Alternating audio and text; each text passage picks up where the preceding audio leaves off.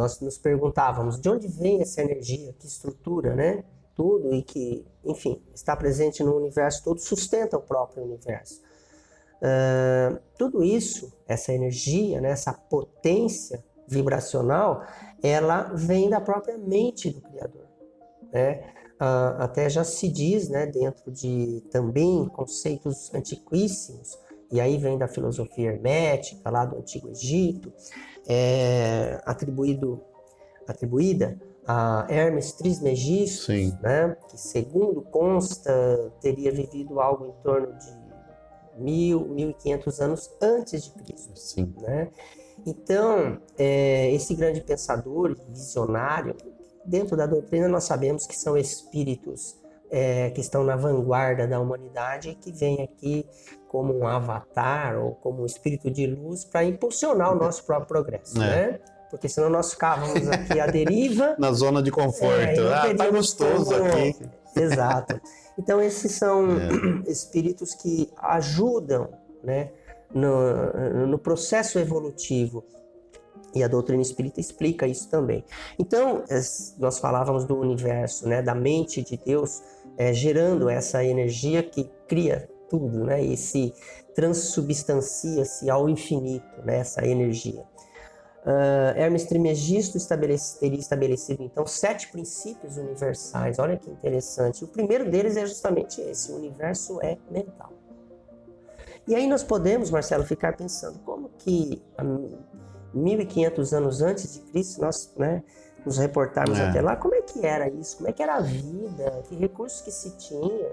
Né? Hoje nós temos os instrumentos tecnológicos que já conseguem vasculhar o universo, conforme falamos anteriormente, mas e antes não tinha. Como que esses seres sabiam dessas verdades? Se não pelo processo da intuição, né? Dessa aproximação ou dessa transcendência do mundo da matéria, que é apenas uma porção diminuta de uma realidade maior. Sim. Né? Então eles transcendiam, já eram espíritos evoluídos que faziam essa passagem, né, ou essa transcendência e conseguiam vislumbrar, enfim, e trazer para nós, né, essas realidades. Então o universo é mental. O universo é mental. É a própria mente de Deus, né, criando. E aí estou falando Deus novamente, relembrando no início quando nós dissemos de qual Deus nós estamos falando. Exato. Né? Então esse Deus criador, através do seu processo mental, não vou dizer intelectivo, porque o intelecto é material, mas desse processo mental maior, ele se manifesta, ele se projeta dentro de uma criação, né? De uma criação que lhe é exterior. E aí é todo esse universo, ou esses universos que a ciência começa a detectar, né? A identificar. Né? Então é nesse sentido. Então essa potência é justamente a vibração da mente de Deus, que vibra, que sustenta não só os sistemas solares, as galáxias, esse ninho de galáxias que existe no universo, o próprio universo, e sustenta o átomo diminuto. Olha que interessante, né? Tudo graduado, tudo gramaturado, de forma que essa energia atenda justamente ao propósito da evolução, né? Que é a inteligência do Criador presente na criação. Dessa emanação é que também surge o princípio inteligente que nós falávamos no início, né? Num primeiro momento, um princípio inteligente ainda sem a individualização, né? Porque ele precisa estagiar por todo para ir adquirindo as experiências. Chega um momento, então, que ele já está maduro o suficiente para cuidar do próprio progresso, então ele se individualiza, mas são eras que se passam, né? Ciclos que se passam. E aí o Espiritismo nos traz a ideia da reencarnação, né? Porque o espírito, como é que ele vai fazer essa jornada quase que infinita, né? como que ele vai fazer essa jornada dentro da sua imortalidade e se ele precisa atingir uma perfeição, como que ele vai atingir essa perfeição apenas numa existência de, no máximo, um século? É necessário várias manifestações aí. Ele precisa... E em vários mundos, Sim. planetas, dimensões. Perfeito, certo? Marcelo. Porque nós somos, o espírito, né, é cidadão do universo.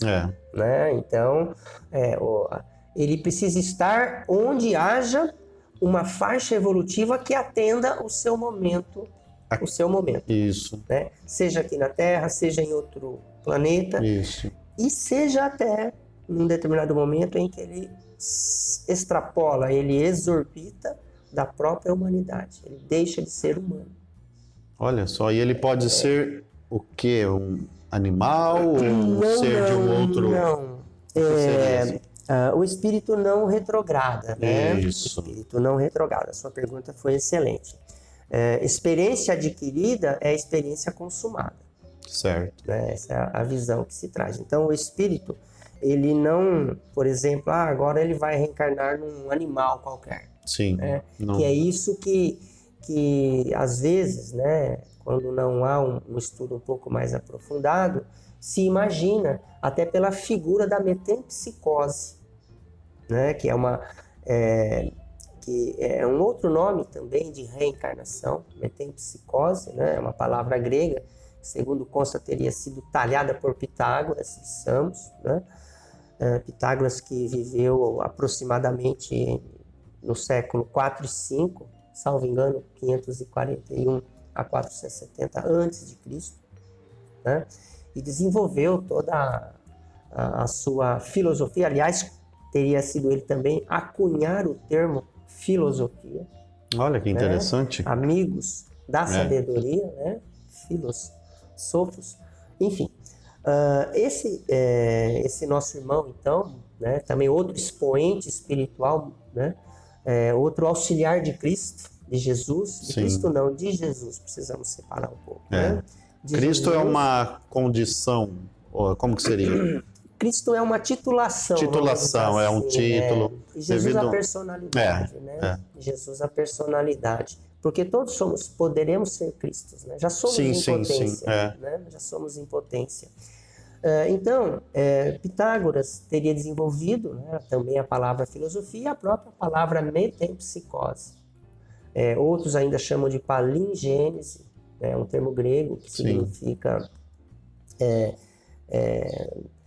algo que nasce de novo, algo assim. Metempsicose, metem, né, meta, além de, né, psique seria a alma. Então é como se fosse uma alma além, num momento posterior, né? Além de algo. Sim. Então a ideia que fica é essa. E a doutrina trouxe como reencarnação, a doutrina espírita trouxe como reencarnação. Mas se nós formos pesquisar sobre isso, nós vamos encontrar que a doutrina espírita apenas ela trouxe algo que já havia dentro da própria humanidade, né? E não teria como ser diferente disso, né? O próprio Bhagavad Gita, né? Que é um livro que, segundo consta, teria sido escrito também. Ele foi sendo escrito aos poucos, mas a sua consolidação teria acontecido por volta aí de 750 e 1500 anos antes de Cristo. Né, o Bhagavad Gita, que decorre, o Bhagavad Gita é uma das variantes de algo maior, que é o Mahabharata, né? Aí é um livro fantástico, que foi escrito por quê? Porque corria-se o risco daquele conhecimento perder-se por conta da involução da humanidade, involução moral da humanidade, então fazer mau uso de conhecimentos e até degenerar o conhecimento e se perder o conhecimento. Então ele precisou ser registrado. Então esse conhecimento migrou para algo escrito. E o Bhagavad Gita é também uma consequência de tudo isso, né? Se nós formos buscar lá no Bhagavad Gita, salvo engano, no capítulo 2 dele, no versículo 12 e 24, nós vamos ter claramente Krishna falando para Arjuna, né, que é aquela batalha que teria acontecido no campo de Kurukshetra, né, que representa o interior do ser humano, essa batalha, né, íntima. Então lá está escrito no sentido de, então, Krishna explicando para Arjuna que o nosso corpo físico é como se representasse apenas uma roupa que nós descartamos e atiramos fora quando ela se torna desnecessária para assumir num outro momento uma nova roupagem, um novo outro indumento e assim sucessivamente até que nós nos livremos, então, segundo consta, da roda de Sansara. Isso. Que dentro, que seria uma roda dos desejos, dos apegos e tudo mais. Dentro do Espiritismo fala-se em perfeição. Quando o espírito atinge a perfeição, ele então não precisa mais reencarnar. Ele deixa essa roda de Sansara. Deixa essa roda de Sansara. Então, veja que o Espiritismo, ele está trazendo, digamos, quase que atualizando, né? Mais notadamente para o mundo ocidental, materialista, né? Essas verdades sublimes, essas verdades que extrapolam a linearidade e, ao mesmo tempo, a impermanência da materialidade que o ocidental, de uma forma geral, é investido e desenvolveu.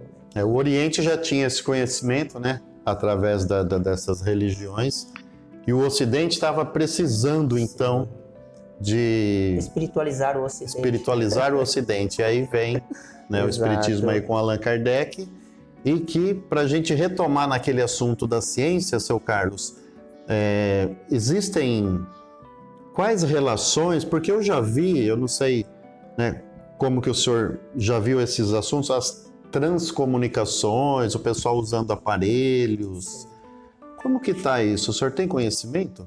Olha, isso são estudos, né, que foram e são realizados, né, até por frequências de rádio, coloca numa faixa neutra e tudo mais. Né? E aquele ruído, em algum momento, ele produziria algum som inteligente, que seria, então, uma comunicação, uma transcomunicação. E sem falar na comunicação direta, né? Que é justamente ouvir a voz. É como nós estamos aqui, de repente você ouve materialmente uma voz. Não é ouvir na consciência interno ali do isso. É ouvir como nós estamos conversando. Então, também há relatos nesse sentido e talvez os amigos que estão nos assistindo, acompanhando aqui a nossa conversa, né? Sim.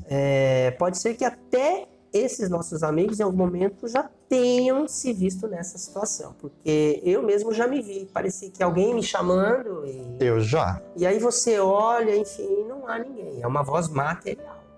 Exatamente. Né? Alguém já aí? Deixa aí nos comentários se você já teve essa experiência, se já ouviu alguma voz. E eu já ouvi, de quando era criança, e há uns tempos atrás aqui eu estava sozinho no meu apartamento e me chamaram. Então, tá vendo?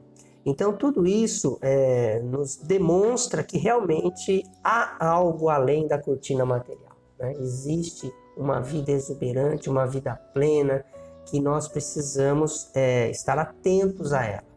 Porque senão nós teremos mais uma vez naufragado nessa abençoada oportunidade que é estar encarnado aqui, agora, nesse momento. Nesse plano. O propósito é a evolução.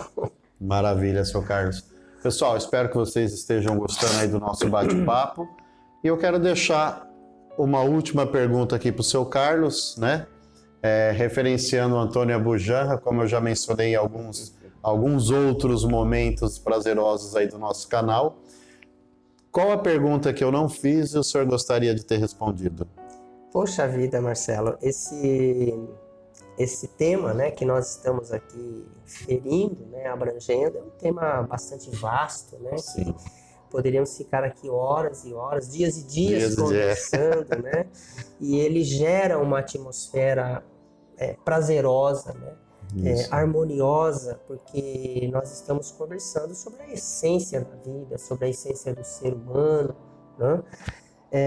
Mas assim, então diante de inúmeras indagações que poderiam ter sido feitas, e claro, nós temos a limitação temporal, que também é uma ilusão, o tempo, né?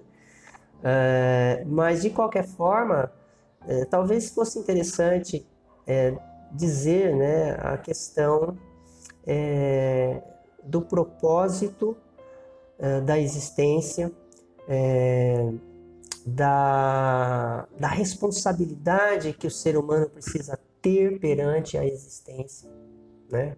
Porque nesse universo nada é por acaso, nada é sem utilidade, e tudo que nós fazemos tem uma consequência, né? Então o ser humano precisa estar atento, precisa desligar-se um pouquinho, na medida do possível, do plano material, desse plano efêmero e impermanente, porque aquilo que realmente é eterno, aquilo que subsiste, está além dessa vida física.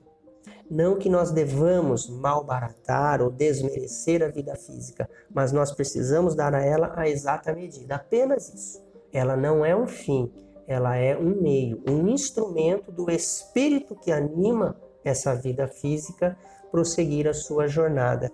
E talvez, né, essa atenção que nós devamos, então, emprestar com a maior sinceridade da alma a esse aspecto da existência. A poetisa inglesa Elizabeth Barry Browning, né, que viveu no século XIX, salvo engano, entre 1806 e 1861, ela diz, né, num de seus poemas belíssimos, eu vou citar aqui apenas um excerto, um trechinho dele, para justamente ficar bem harmonizado com aquilo que nós estávamos falando sobre a responsabilidade, sobre o despertamento, porque a humanidade ainda no seu geral encontra-se adormecida, né? Isso não sou eu que estou dizendo, são os grandes mestres da espiritualidade que informam sobre isso, e também não é difícil de nós percebermos isso, né? Mas essa atenção, né, para o aspecto espiritual, que é justamente o aspecto que subsiste, né?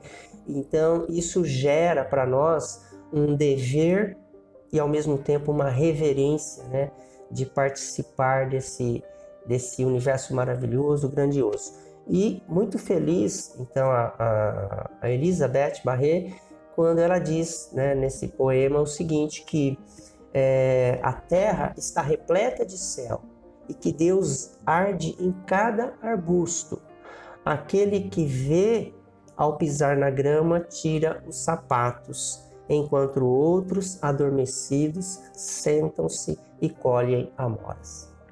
Maravilha. É isso daí. Então, é uma metáfora, mas não deixa de retratar aquilo que nós estamos conversando, né? E belos ensinamentos. Pessoal, né? Depois de um espírito bem alimentado por essas palavras, a gente oferece aqui para o seu Carlos um alimento para o seu corpo físico, né? Uma contribuição da nossa amiga Nath Natalier, da Dona Granola. Ela e sua família produzem essas granolas artesanais, feita com todo carinho, material de primeira qualidade, seu Carlos. Para o senhor se deliciar com a sua família. Agradeço, tá? Marcelo. É uma lembrancinha aqui do nosso canal e eu deixo aqui a minha gratidão pela sua presença. Tá? Agradeço. Por se dispor aqui nesse dia, um sábado de manhã, poder fazer esse bate-papo e trazer esse conhecimento para a gente. Ok, eu que me sinto honrado desde o início pelo convite, né? E realmente espero ter contribuído aí para os amigos para a reflexão que nos cabe a todos, né? Com certeza, seu Carlos. E já fechamos aqui, seu Carlos vai voltar mais vezes para trazer os conhecimentos, explicar um pouco dos cursos que ele ministra também, né, a respeito do conhecimento da espiritualidade e tudo mais aí para a nossa evolução e essa nossa caminhada. Tá certo, pessoal? Clica no joinha, compartilhe todo aquele esquema que vocês já sabem, já conhecem. Fiquem conosco, porque nós estamos com vocês. Um forte abraço a todos.